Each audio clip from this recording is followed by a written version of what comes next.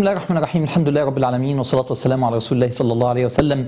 بعد الأحداث المؤسفة اللي حصلت في اسكندرية واللي أثرت فينا كلنا كمسلمين وكمصريين وكمسيحيين، وجدنا ان احنا في عمرو خالد دوت نت علينا دور كبير، ووجدنا ان دورنا ان احنا لازم نعمل حاجة على الانترنت.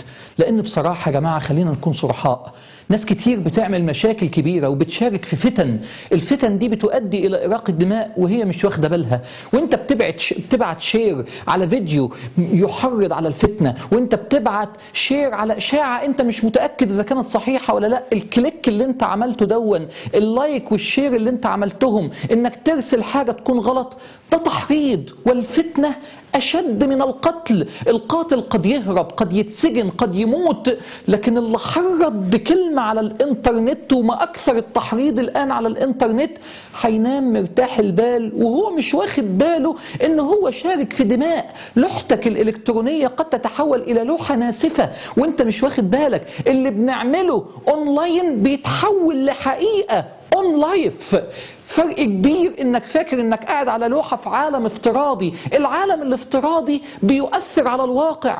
يا شباب بصراحة انتم مؤثرين جدا، ودي حاجة عظيمة جدا، وانتم ايجابيين جدا ومتفاعلين جدا، ودي حاجة رائعة، والتعبير عن الرأي حاجة مهمة، وانتم بقيتوا شباب ايجابي. والشباب المصري بقى شباب يفرح لما تشوفهم عن الانترنت بيعبروا عن آرائهم، ويا رب تزيد. وده من مستهدفاتنا من ساعة ما ابتدينا صناع الحياة. لكن في فرق بين تعبير عن رأي وبين تحريض على فتنة. امسك لسانك. المسلم من سلم الناس من لسانه ويده. النبي ما ابتداش باليد رغم ان اليد اخطر لانها فيها دم، ابتدى باللسان لانه بوابة الفتنة. الفرق بين التحريض وبين حرية الرأي والتعبير عن الرأي ان التحريض في كلمات بتحرض، في كلمات بتثير، بتؤجج الفتنة، بتؤجج الغضب. في ناس بتبعت لايك، في ناس بتبعت شير، في ناس بتبعت ريتويت على التويتر على الفيسبوك وهي مش واخده بالها ان الكلمه دي تعمل فتنه. وناس بتنقل اشاعات وهي مش متاكده، عجبته الكلمه انقذوا مش عارف كذا، يقوم باعت وهو انشر وهو مش واخد باله. علشان كده قلنا تيجوا نعمل حمله، سمينا الحمله انترنت بلا فتنه. فتنة الدم، فتنة إراقة الدماء. هدف الحملة، موضوع الحملة لا للتحريض على الدماء، لا للتحريض على الفتنة.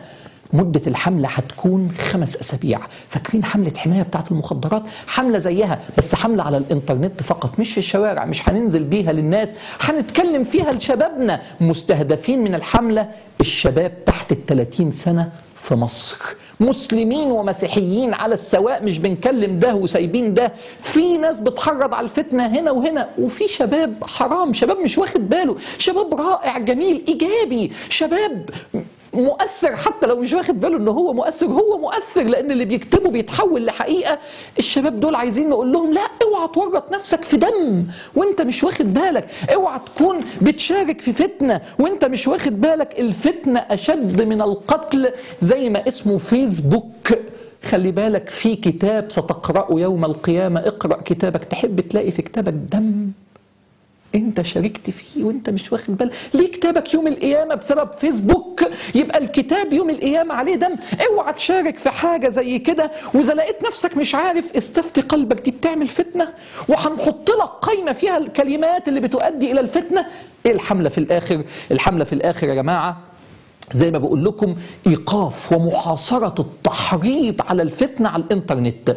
اهداف الحملة 3 اهداف: محاصرة التحريض على الفتنة على الانترنت، 2 خفض مستوى العنف اللفظي والتحريض عليه، الكلمات اللفظية اللي فيها خفض مستواها على الانترنت، زيادة وعي وإدراك مستخدمي الانترنت بطرق التحريض على الفتن وإيه الفرق بينها وبين تعبير عن الرأي. نزود الوعي علشان ما تلاقيش نفسك شاركت في فتنة وانت مش واخد بالك. طب الأهداف ال3 الكبيرة دي هنعملها ازاي؟ عندنا بقى شوية حاجات نعملها. فاكرين في حملة حماية لما قلنا مليون ستيكر ومش وشوية و50,000؟ هنعمل حاجات زي كده. بس أول أسبوع اللي هيبتدي من بداية الحملة النهاردة، توكلنا على الله، هنعمل حاجتين أساسيتين. ركزوا معايا يا شباب ويا بنات. هنختار اللوجو اللي احنا اخترناه للحملة، اللوجو اللي هنحطه للحملة عايزين نحطه خلال هذا الأسبوع على 2 مليون بروفايل في الفيسبوك، في المواقع الإنترنت، في المنتديات، في المدونات. البروفايل بتاعك في كل مكان، وننشر الحكاية دي. يا ما عملنا شير لحاجات غلط، تعالى نعمل شير لحقن دماء. والله يا جماعة أنا نيتي في الموضوع دون إيقاف الدماء، وإن أنا ناخد ثواب على هذا الأمر. شاركونا بنية تطهير الإنترنت من الفتنة، شاركونا بنية محاصرة الفتنة والتحريض. مطلوب إيه الأسبوع ده؟ 2 مليون بروفايل من اللوجو ده.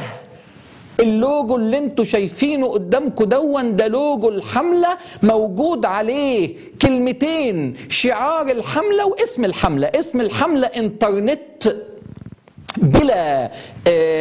انترنت بلا فتنة، وشعار الحملة شير في الخير.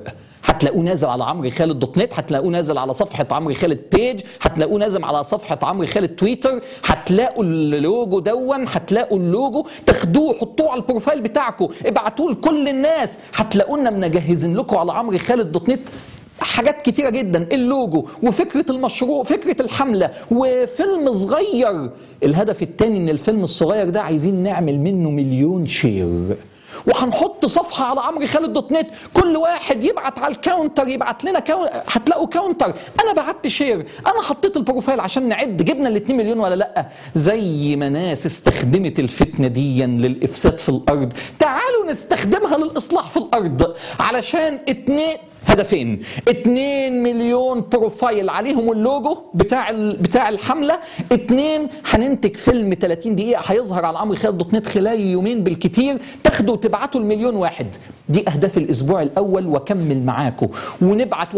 هيكون معانا شركاء من مواقع أخرى يشاركوا معانا عشان نطلع قائمة بميثاق شرف طاهر، إنترنت طاهر ما فيهوش فتن، ما يؤديش لدماء.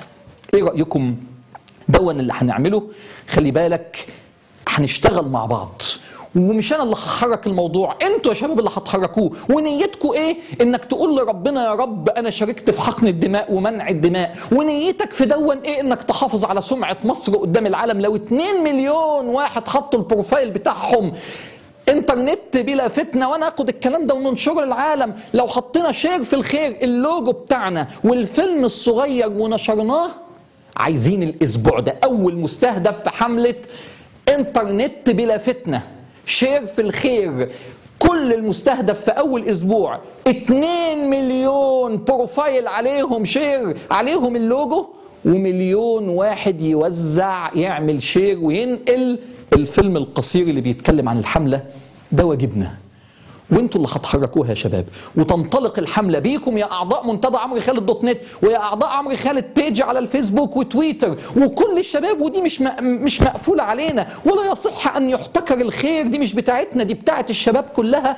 يلا نشتغل، يلا ننشر هذا اللوجو ونتحرك بيه في كل مكان. ناخد نية كبيرة، توكلنا على الله، ابتدت الحملة، مكملين مع بعض 5 أسابيع حملة انترنت بلا فتنة، نوقف التحريض على الدماء وناخد ثواب من ربنا. أشكركم جدا، ومكمل معاكم يوم بيوم. شدوا حيلكم وشاركونا وابذلوا جهدكم معانا، وانشروا اللوجو على البروفايلز بتاعتكم. ننجح إن شاء الله. والسلام عليكم ورحمة الله وبركاته.